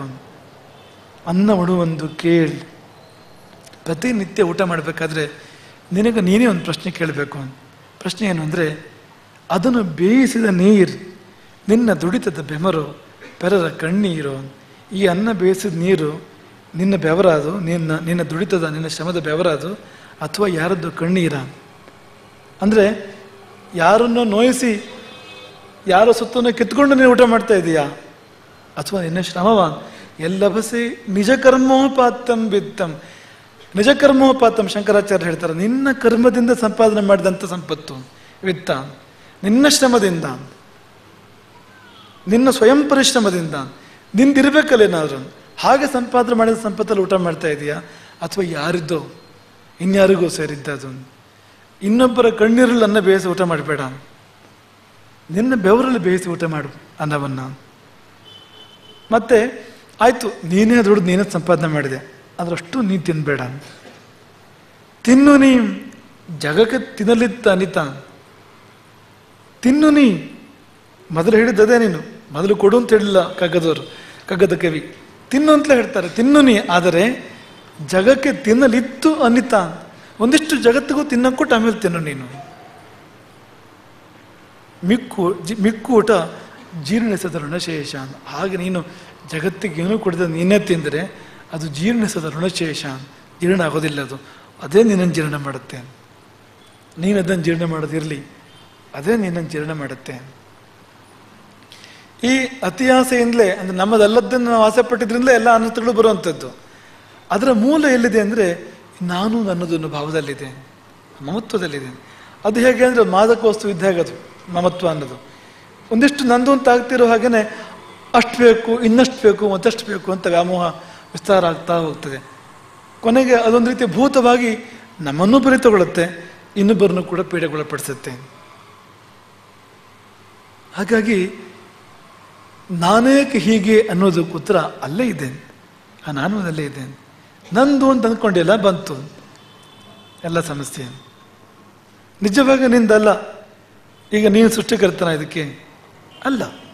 ನಾವಾಗಲೇ ಹೇಳಿದಾಗೆ ನಮ್ಮ ಹೆಸರಲ್ಲಿ ಜಾಗ ಇದೆಯಲ್ಲ, ಅದು ಮೊದಲು ಯಾರ್ಯಾರ ಹೆಸರಲ್ಲಿ ಇದ್ದಿರ್ಬೋದು. ಅದು ನಮಗಿಂತ ಮೊದಲು ಯಾರ್ಯಾರು ಅನುಭವಿಸಿರ್ಬೋದು ಅದನ್ನು, ಮುಂದೆ ಯಾರ್ಯಾರಿಗೆ ಹೋಗ್ಬೋದು ಅದು. ಮತ್ತು ನಂದು ಅನ್ನೋದಕ್ಕೆ ಏನರ್ಥ? ಹೋಗ್ಲಿ, ನಾವು ಹುಟ್ಟು ಹಾಕಿದ್ದಲ್ಲ ಅದು. ಸೃಷ್ಟಿಕರ್ತ ಬೇರೆ ಇದ್ದಾನೆ. ನಮಗೆ ಯಾವುದರ ಪ್ರಭುತ್ವ ಅಲ್ಲಿ? ಈ ಜಗತ್ತು ಎಲ್ಲರಿಗೂ ಸೇರಿದ್ದು. ಒಂದು ತುಣುಕು ನಮಗೆ ಬಂದಿದೆ, ಸದ್ಯಕ್ಕೆ ಬಂದಿದೆ ಅಂತಷ್ಟೇ. ಬಾಡಿಗೆ ಮನೆ ಇದ್ದಾಗದು ಅಂತ, ಸದ್ಯಕ್ಕೆ ನಿನ್ನ ಹತ್ರ ಇರಲಿ ಅಂತ ಕೊಟ್ಟಿದ್ದು ಅಂತ ಅಷ್ಟೇ ಇರಬೇಕು ನಮ್ಮ ಮನಸ್ಸಲ್ಲಿ. ಅವನದ್ದು ಸದ್ಯಕ್ಕೆ ಇಲ್ಲಿ ನಮ್ಮನ್ನು ನೋಡ್ಕೊಳ್ಳೋದು ನನ್ನ ಕೈಯಲ್ಲಿ ಕೊಟ್ಟಿದ್ದಾನೆ ಅಂತ. ಹಾಗಿದ್ದವನು ನೆಮ್ಮದಿಲಿ ಇರ್ತಾನೆ. ಅವನಿಗೆ ಜೀವನದಲ್ಲಿ ವ್ಯಥೆಗಳಿರೋದಿಲ್ಲ, ಕಷ್ಟಗಳಿರೋದಿಲ್ಲ, ಕಳೆದು ಹೋದಾಗ ನೋವಾಗೋದಿಲ್ಲ. ಅದಿಲ್ಲದಿದ್ದರೆ ಒಂದೊಂದೇ ವಸ್ತು ಕಳ್ಕೊಳ್ಳೋದು ಅನಿವಾರ್ಯ ನಮ್ಮ ಜೀವನದಲ್ಲಿ, ಕಳ್ಕೊಳ್ಳೋದೇ ಇರೋಕ್ಕೆ ಸಾಧ್ಯವೇ ಇಲ್ಲ. ಆದರೆ ಒಂದೊಂದು ವಸ್ತು ಕಳ್ಕೊಳ್ಳುವಾಗ ತುಂಬ ನೋವಾಗ್ತದೆ. ಮತ್ತು ಕಳ್ಕೊಳ್ಳುವಾಗ ಆಮೇಲೆ ಅದು ಕಳ್ಕೊಳ್ಳುವ ಭಯಕ್ಕೆ ನೋವಾಗ್ತದೆ. ಅಂಥ ಒಂದು ಸಣ್ಣ ಸಂಶಯ ಬಂದರೆ ನೋವಾಗಲಿಕ್ಕೆ ಆರಂಭ ಆಗ್ತದೆ ಅಂತ, ನೆಮ್ಮದಿ ಇರೋದಿಲ್ಲ. ಹಾಗಾಗಿ ಅದರ ಮುಖ್ಯ ಸೂತ್ರವೇ ಅದು, ನಮ್ಮಮ್ಮ. ಆ ನಮ್ಮಮ್ಮ ಅನ್ನೋದೇ ನಿಜವಾಗಿ ನಮ್ಮಮ್ಮ ಅದು ಅಂತ. ನಮ್ಮ ಬದುಕಿನ ತಾಯಿ ಅಂದರೆ ನೆಮ್ಮದಿಯ ತಾಯಿ ಅದು ಅಂತ. ಅದೊಂದಿದ್ರೆ ಎಲ್ಲವೂ ನಮಗಿದೆ ಜೀವನದಲ್ಲಿ. ಅದಿಲ್ಲದಿದ್ದರೆ ಯಾವುದೂ ಇಲ್ಲ. ಎಲ್ಲಿ ಹೋದರೂ ನೆಮ್ಮದಿ ಇಲ್ಲ, ಎಲ್ಲಿ ಹೋದರೂ ಕ್ಲೇಶವೇ. ಅವನು ನೆಪೋಲಿಯನ್ ಅವನು ಹೇಳಿದಂತಲ್ಲ, ಸತ್ತ ಮೇಲೆ ನನ್ನ ಶವವನ್ನು ಹುಳುವಾಗ ಕೈ ಒಂದು ಹೊರಗಿಡಿ ಅಂತ, ಖಾಲಿ ಕೈ ಒಂದು. ಅದು ಯಾಕೆ ಅಂತ ಕೇಳಿದ್ರೆ, ಇಲ್ಲ ಯಾಕೆಂದರೆ ನಾನೇನು ತಗೊಂಡು ಹೋಗಿಲ್ಲ ಅಂತ ಪ್ರಪಂಚಕ್ಕೆ ಗೊತ್ತಾಗಲಿ ಅಂತ. ಅಷ್ಟೆಲ್ಲ ದೊಡ್ಡ ಚಕ್ರವರ್ತಿ ಅವನು, ಯಾವ್ಯಾವುದೋ ರಾಜ್ಯವನ್ನು ಗೆದ್ದವನು, ಎಂತೆಂಥ ರಕ್ತಪಾತಗಳನ್ನು ಮಾಡಿದವನು, ಹೋಗುವಾಗ ಏನೋ ತಗೊಂಡು ಹೋಗ್ಲಿಕ್ಕೆ ಆಗಲಿಲ್ಲ ಅಂತ ಗೊತ್ತಾಗಲಿ ಎಲ್ಲರಿಗೂ ಅಂತ. ನನ್ನ ಶವಯಾತ್ರೆ ಚಿನ್ನದ ನಾಣ್ಯಗಳನ್ನ ಆ ಕಡೆ ಈ ಕಡೆ ಚೆಲ್ಲಾಡಿ ಅಂತ ಹೇಳ್ದಂಥವನು, ಯಾಕಂದ್ರೆ ಇದು ಯಾವುದೂ ಪ್ರಯೋಜನಕ್ಕೆ ಬರಲಿಲ್ಲ ಅಂತ ಗೊತ್ತಾಗಲಿ ಅಂತ. ನನ್ನ ಶವವನ್ನು ಪ್ರಖ್ಯಾತ ವೈದ್ಯರು ಹೊರಬೇಕು ಅಂತ ಹೇಳಿದಂತೆ ಅವನು. ಯಾಕೆಂದರೆ ವೈದ್ಯರು ಕೂಡ ಉಳಿಸೋಕ್ಕಾಗಲಿಲ್ಲ ಅಂತ, ಎಂತೆಂಥ ವೈದ್ಯರು ಕೂಡ ನನ್ನನ್ನು ಉಳಿಸೋಕ್ಕಾಗಲಿಲ್ಲ ಅಂತ. ನಂದಂತೂ ಮುಗಿದೋಯ್ತು, ಹೀಗೆ ಕಳೆದುಬಿಟ್ಟೆ, ಮುಂದಿನವರಿಗಾದರೂ ಗೊತ್ತಾಗಲಿ. ಅಂದರೆ ಅತಿ ಹೆಚ್ಚು ಯುದ್ಧ ಮಾಡಿದವರು, ಅತಿ ಹೆಚ್ಚು ಯುದ್ಧ ಗೆದ್ದವರು, ಅತಿ ಹೆಚ್ಚು ಸಂಪಾದನೆ ಮಾಡಿದವರು ಕೊನೆಗೆ ಬಂದ ತೀರ್ಮಾನ ಇದು ಅಂತ. ಯಾವ ವೈದ್ಯರು ಉಪಯೋಗಕ್ಕೆ ಬರೋದಿಲ್ಲ ಆ ಸಮಯದಲ್ಲಿ, ಮತ್ತು ನಾವು ಸಂಪಾದನೆ ಮಾಡಿದ ಯಾವ ಸಂಪತ್ತು ಉಪಯೋಗಕ್ಕೆ ಬರೋದಿಲ್ಲ. ಏನೂ ತಗೊಂಡು ಹೋಗಕ್ಕೆ ಸಾಧ್ಯ ಇಲ್ಲ ಇಲ್ಲಿಂದ. ಒಂದು ಸೂಜಿ ಮನೆ ಕೂಡ ತಗೊಂಡು ಹೋಗಕ್ಕೆ ಸಾಧ್ಯ ಇಲ್ಲ. ಸೂಜಿ ಮನೆ ಊರುವಷ್ಟು ರಾಜ್ಯನೂ ಕೊಡೋದಿಲ್ಲ ಅಂತ ಹೇಳಿದಂತ ದುರ್ಯೋಧನ. ಅದಕ್ಕೆ ಕೃಷ್ಣ ನಕ್ಕು ಮನಸ್ಸಲ್ಲಿ ಹೇಳಿರ್ತಾನೆ, ನೀ ಸೂಜಿ ಮನೆ ಊರಷ್ಟು ಕೂಡ ತಗೊಂಡು ಹೋಗೋಕ್ಕಾಗಲ್ಲ ನಿನಗೆ ಇಲ್ಲಿಂದ. ನಿಜ ಅದು ಅಂತ ಕೃಷ್ಣ ಸಂಧಾನದಲ್ಲಿ ಆ ಮಾತನ್ನು ಕೇಳ್ತೇವೆ ನಾವು. ಸೂಜಿ ಮನೆ ಊರಷ್ಟು ಕೊಡೋದಿಲ್ಲ ಅಂತ. ಎಂಥ ವ್ಯಾಮೋಹ ಇರ್ಬೋದು ಅದು. ಸೂಜಿಯ ಮನೆ ಊರಷ್ಟು ಎಷ್ಟು ಅದು. ದುರ್ಯೋಧನ ಏನು ಅಷ್ಟು ವ್ಯಾಮೋಹ ಅಂತ, ಅಷ್ಟು ಕೊಡೋದಿಲ್ಲ ಅಂತ. ಪಂಚಗ್ರಾಮಗಳಿರಲಿ, 1 ಗ್ರಾಮ ಇರಲಿ, ಒಂದು ಸೂಜಿಯ ಮನೆ ಊರಷ್ಟು ಕೊಡೋದಿಲ್ಲ ಅಂತ. ಅದನ್ನು ಛಲದಂಕ ಮಲ್ಲ ಅಂತ ದುರ್ಯೋಧನ ವೈಭವೀಕರಣಕ್ಕೆ ಬಳಸ್ತಾರೆ. ಅಲ್ಲ, ಎಂಥ ವ್ಯಾಮೋಹಿ ಅವನು. ಏನಾಯ್ತು ಕೊಟ್ರೀಗ ಅಂತ. ಕೊಟ್ಟು ದೊಡ್ಡವನಾಗು, ಆದರ್ಶ ಇರೋದಲ್ಲಿ ಅಂತ ಕೊಟ್ಟು ಬಿಡು. ಏನಾಯ್ತು ಈಗ? ರಾಮ ಭರತನಿಗೆ ಕೊಟ್ಟ ಹಾಗೆ, ಭರತ ರಾಮನಿಗೆ ಕೊಟ್ಟ ಹಾಗೆ. ಅಣ್ಣ ತಮ್ಮದರ ಮಧ್ಯೆ ಕಲಹವೇ ಇಲ್ಲ ಯಾವತ್ತು. ಅವ್ರ ಮಧ್ಯೆ ವಿವಾದ ಆಯ್ತಂತೆ ಒಂದ್ಸಾರಿ. ವಿವಾದ ಆಗಿದ್ದೇನೆಂದ್ರೆ, ರಾಜ್ಯ ನಿಂದು ಅಂತ ರಾಮ, ನಿಂದು ಅಂತ ಭರತ ಇಬ್ರು ಚರ್ಚೆ ಮಾಡ್ಕೊಂಡ್ರು ಕಾಡಿನಲ್ಲಿ, ಚಿತ್ರಕೂಟದಲ್ಲಿ. ಭಯಂಕರ ಚರ್ಚೆ ಇಬ್ಬರಿಗೂ. ಕೊನೆಗೂ ಅಂತೂ ಅದ್ರೊಂದು ತೀರ್ಮಾನಕ್ಕೆ, ಆವತ್ತು ವಿವಾದ ಬಹಳ ಮುಂದುವರಿಲ್ಲ, ಒಂದು ತೀರ್ಮಾನಕ್ಕೆ ಬಂತು ಅದರಲ್ಲಿ ಅಂತ. ಅದು ರಾಮನದ್ದೇ, ಭರತ ನೋಡ್ಕೊಳ್ಳೋದು ಅಂತ ಒಂದು ತೀರ್ಮಾನ ಆಯಿತು ಅಂತ. ಅಂಥದ್ದು ನೋಡಿ, ಈ ಮಹಾಭಾರತದ ಬಗ್ಗೆ ಮಹಾಭಾರತದಲ್ಲಿ ಕೂಡ ಹೇಳ್ತಾರೆ. ಈ ದ್ವಾಪರ ಯುಗದಿಂದ ಕಲಿಯುಗ ಬರೋ ಸಮಯದ ಒಂದು ಕಥೆ ಹೇಳ್ತಾರೆ. ಅಲ್ಲಿ ಅಣ್ಣ ತಮ್ಮ ಜಗಳ ಮಾಡ್ಕೊಳ್ತಾ ಇದ್ರಂತೆ. ಅಂದರೆ ಅಣ್ಣ ತನ್ನ ಆಸ್ತಿಯನ್ನು ತಮ್ಮನಿಗೆ ಮಾರಾಟ ಮಾಡಿದ್ನಂತೆ. ಮಾರಾಟ ಮಾಡಿದ್ಮೇಲೆ ತಮ್ಮನಿಗೆ ಏನಾಯಿತು ಅಂದರೆ, ಆ ಭೂಮಿಯನ್ನು ಅಗೆಯುವಾಗ ಅಲ್ಲೊಂದಷ್ಟು ನಮಗೆ ನಿಧಿ ಸಿಕ್ತು ಅವನಿಗೆ. ಆ ನಿಧಿ ತಗೊಂಡು ಸೀದಾ ಅಣ್ಣನ ಹತ್ರ ಹೋದಂತೆ. ಅಣ್ಣ, ಇದು ನಿನಗೆ ಸೇರಿತ್ತು. ಯಾಕೆ? ಆ ಭೂಮಿ ನಿನಗೆ ಕೊಟ್ಟನಲ್ಲ. ಭೂಮಿ ಕೊಟ್ಟೆ ನೀನು, ಆದರೆ ಅದರೊಳಗೆ ನಿಧಿನೂ ನಂಗೆ ಕೊಟ್ಟೆ ಅಂತಲೇ ಹೇಳಿಲ್ಲ ನೀನು. ನಾವು ತಗೊಳ್ಳುವಾಗ ಇಷ್ಟೇ ಮಾತುಕತೆ ಆಗಿತ್ತು. ಭೂಮಿ ಅಲ್ಲಿ ಬೆಳೆಯೋದು ಮಾಡಿ ಇಷ್ಟೇ ನಮ್ಮ ಮನಸ್ಸಲ್ಲಿ ಇದ್ದಿದ್ದು. ಅದರೊಳಗೆ ನಿಧಿ ನಮ್ಮ ಅಗ್ರಿಮೆಂಟಲ್ಲಿ ಬಂದಿಲ್ಲ ಅದು. ಹಾಗಾಗಿ ಅದು ನಿನಗೆ ಸೇರಿದ್ದದು ಅಂತ ಅಣ್ಣ ಹೇಳಿದಂತೆ. ನಿನಗೆ ಕೊಟ್ಟ ಮೇಲೆ ಆ ಭೂಮಿಯನ್ನು, ಅದರಲ್ಲಿ ಏನುಂಟು ಅದರಲ್ಲಿ ನಿನಗೆ ಸೇರಿದ್ದು. ಇಬ್ಬರಲ್ಲೂ ಜಗಳ, ನಿಂದು ನಿಂದು ನಿಂದು ನಿಂದು ಅಂತ. ಅಷ್ಟೊತ್ತಿಗೆ ದ್ವಾಪರಯುಗ ಮುಗಿತಾ ಇತ್ತು, ಸಂಧಿಕಾಲ ಅದು. ಕಲಿಪುರುಷ ತನ್ನ ಒಂದು ಬೆರಳನ್ನು ಊರಿದಂತೆ ಭೂಮಿಯಲ್ಲಿ, ನೆಲಕ್ಕೆ. ಒಂದೇ ಬೆರಳನ್ನು ಭೂಮಿಗೆ ತಗುಲಿಸಿದ್ದಷ್ಟೇ. ಜಗಳ ಜೋರಾಗಿ ಮುಂದುವರಿದಂತೆ ಇಬ್ಬರಿದ್ದು. ಆದರೆ ಅದು ವರ್ಷನೇ ಬೇರೆ ಆಗಿಬಿಟ್ಟಿತ್ತು. ನಂದು ಅಂತ ಅಣ್ಣ, ನಂದು ಅಂತ ಅಮ್ಮ. ಆ ನಿಧಿಯನ್ನು ಇಬ್ಬರು ಜಗಳ ಮಾಡ್ಕೋತಾ ಇದ್ರು. ಆಮೇಲೆ ಮಮ ಮಮ ಅಂತ, ನಂದು ನಂದು ಅಂತ. ಕಲಿ ಪ್ರಭಾವ ಅಂತ. ಕಲಿ ಭೂಮಿಯನ್ನು ಮುಟ್ಟಿದ್ದೇ ತಡ ಅಂತ. ನಿಂದು ನಿಂದು ಅಂತ ಇದ್ದವರು ನಂದು ನಂದು ಅನ್ನೋಕೆ ಶುರು ಮಾಡಿದರು. ಹಾಗಾಗಿ ಅದೆಲ್ಲ ಇರಬಾರ್ದು ಜೀವನದಲ್ಲಿ. ಅಂದರೆ ಮೇರಾ ಹೋಗಿ ತೇರಾ ಬರಬೇಕು. 13 ಅಕ್ಷರದ ರಾಮನಾಮ, ಶ್ರೀರಾಮ ಜಯ ರಾಮ ಜಯ ಜಯ ರಾಮ. ಎಷ್ಟು ಅಕ್ಷರ ಅಂತ ಹಿಂದಿಯಲ್ಲಿ ಹೇಳಿದ್ರೆ ತೇರಾ ಅಂತ, ನಿನ್ನದು ಅಂತ. ಆ ತೇರಾ ತುಂಬ ಶ್ರೇಷ್ಠವಾಗಿರ್ತಕ್ಕಂಥದ್ದು. ಆ ಭಾವ ನಮಗೆ ಬಂದಾಗ ನಾನೇಕೆ ಹೀಗೆ ಉತ್ತರ ಸಿಗ್ತದೆ ನಮಗಾಗ. ಆ ಭಾವ ಬಂದರೆ ಜೀವನದ ದೊಡ್ಡ ಸಮಸ್ಯೆಗಳಿಗೂ ಪರಿಹಾರ ಇದೆ, ಅಲ್ಲಿ ಚಿಕ್ಕ ಸಮಸ್ಯೆಗಳಿಗೂ ಕೂಡ ಪರಿಹಾರ ಇದೆ. ಒಬ್ಬ ಸೈನಿಕ ಹೋರಾಡ್ತಾನೆ ಯುದ್ಧದಲ್ಲಿ, ಸೋಲು ಗೆಲುವಿನ ಪರಿವೆ ಅವನಿಗಿಲ್ಲ. ಅದು ದೊರೆಗೆ ಸೇರಿದ್ದದು ಸೋಲು ಗೆಲುವು, ಹೋರಾಟ ಮಾತ್ರ ಇವನಿಗೆ ಸೇರಿದ್ದು. ಹಾಗೆ ಜೀವನದಲ್ಲಿ ಸೈನಿಕರಾಗಿ ಹೋರಾಡಬೇಕು. ಸೋಲು ಗೆಲುವು ಭಗವಂತನಿಗೆ ಅರ್ಪಿತ, ಅದು ಹೋರಾಟ ಮಾತ್ರ ನಮಗೆ ಸೇರಿರ್ತಕ್ಕಂಥದ್ದು. ಅಂಥ ಭಾವದಲ್ಲಿ ಬದುಕನ್ನು ಮಾಡುವ ಸಂದೇಶವೇ ಇಂದಿನ ನಾನೇಕೆ ಹೀಗೆಯ ಒಂದು ಸಂದೇಶ ಎನ್ನುವುದನ್ನು ನೆನಪಿಸಿಕೊಂಡು ಛಾತ್ರ ಪುರಸ್ಕಾರದ ಈಗೂರು ವಿದ್ಯಾರ್ಥಿನಿಯರನ್ನು ಹರಿಸ್ತೇವೆ. ಕುಮಾರಿ ಮೇಘನಾ ಹೆಬ್ಬಾರ್. ಅವಳ ಪುರಸ್ಕಾರ ಆದಮೇಲೆ ಅವಳ ದೊಡ್ಡಪ್ಪ ನಮ್ಮ ಮಂಜುನಾಥ್ ಹೆಬ್ಬಾರ್, ನಮ್ಮ ಕಾರ್ಯಕರ್ತ, ಅವರು ತುಂಬ ಒಳ್ಳೆ ಕಾರ್ಯಕರ್ತ. ಅವ್ರಿಗೆ ನಾವು ಹೇಳ್ತಾ ಇದ್ವಿ, ಇವಳಿಗೆ ಹೆಸರಿಟ್ಟಿದ್ಯಾರು ಅಂತ. ಅವ್ರಿಗೇನೋ ಒಂದು ಸ್ವಲ್ಪ ಅವರಿಗೆ ಭವಿಷ್ಯ ದೃಷ್ಟಿ ಇದ್ದಾಗಿದೆ ಅಂತ. ಮೇಘನಾ ಅಂತ ಹೆಸರು ಅಂತ. ಮೇಘನಾ ಅಂತ ಹೆಸರು ಯಾಕೆಂದ್ರೆ ಅಲ್ಲಿಂದ ಮೋಡದ ರಾಜ್ಯದಿಂದ ಕೆಳಗಿಡದು ಬರೋಳವಳು ಅಂತ, ಮೇಘಗಳ ಕಡೆಯಿಂದ.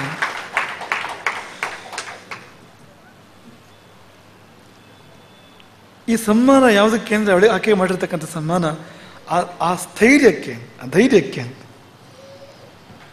ಎಲ್ಲ ಗೊತ್ತಿರ್ತದೆ, ಈ ಪ್ಯಾರಾಚೂಟ್ ಇದೆ, ಪ್ಯಾರಾಚೂಟ್ ಬಿಚ್ಕೊಳ್ತದೆ, ಅದು ನಾವು ಅಂದರೆ ಪ್ರಾಣ ಹೋಗೋದಿಲ್ಲ, ಸುರಕ್ಷಿತ ಇಳಿಬೋದು, ಎಲ್ಲ ಸರಿ. ಆದರೆ ಒಂದು ಸಣ್ಣ ಸಂಶಯ ನಮ್ಮ ಮನಸ್ಸಲ್ಲಿ ಆಡಿದರೆ ಆ ಕೆಲಸ ಮಾಡೋಕ್ಕಾಗೋದಿಲ್ಲ ಅಂತ.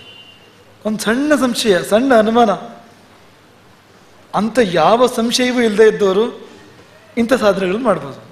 ಅಂದರೆ ಧೈರ್ಯ ಅಂದರೆ ಶುದ್ಧ ಧೈರ್ಯ ಅಂತ, ಒಂದು ಚೂರು ಆತಂಕ ಇಲ್ಲ, ಅನುಮಾನ ಇಲ್ಲ ಅಲ್ಲಿ ಏನು ಅಂತ, ಹಾಗಿದ್ದವರು ಅಂತ. ಹಾರಲೇಬೇಕಾದ ಸಂದರ್ಭ ಬಂದರೆ ನಾವೆಲ್ಲ ಹಾರೋದಿಲ್ಲ, ಇದು ಹಾಗಲ್ಲ ಅಂತ. ಅಂಥ ಅನಿವಾರ್ಯ ಏನೂ ಇಲ್ಲ, ಹಾರಲೇಬೇಕು ಅಂತ ಯಾರೋ ಒತ್ತಾಯ ಮಾಡಿದವರು ಇಲ್ಲ ಅಂತ, ಆದರೂ ಹಾರ್ತಾಳೆ ಅವಳು ಅಂತ